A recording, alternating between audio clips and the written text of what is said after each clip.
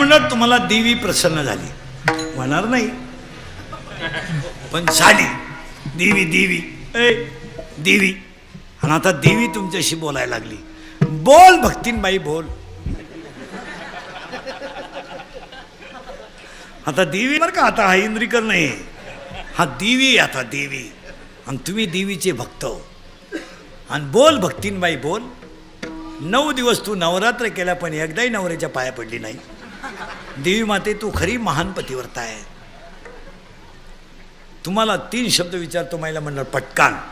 तुम्हाला स्वर्गाला जायचं, नरकाला जायचं, वैकुंठाला जायचं, पटकन बोला. मी नेऊन घालणार आजच्या आज, आत्ताच्या आत्ता. तुम्ही म्हणला कीर्तन संपायच्या आत, मी वाटलं तर परत येतो न्यायला यांना. बोला बोला, स्वर्गाला जायचं का वैकुंठाला जायचं? उत्तर, वैकुंठाला जायला तप करावं लागतं. वैकुंठी जावं या तपाचे सायाचं काही तप, वाचिक तप, मानसिक तप आपल्याच्यानं होणार नाही, आपण वैकुंठाला जात नाही. आणि नरकाला जायला पाप करावं लागतात. पापाचे प्रामुख्याने 16 प्रकार पडतात. काही पाप, वाचिक पाप, मानसिक पाप, पाप 3 वाचिक, काही 3 वाचिक 3 मानसिक 4, 16 पाप आहेत. आणि 16च्या 16 पाप जाळण्याची ताकद भजनात आहे. आपल्याला स्वर्गाला जायचं नाही, वैकुंठाला जायचं नाही, नरकाला जायचं नाही, फक्त घरात नीट राहा, प्रश्न संपला.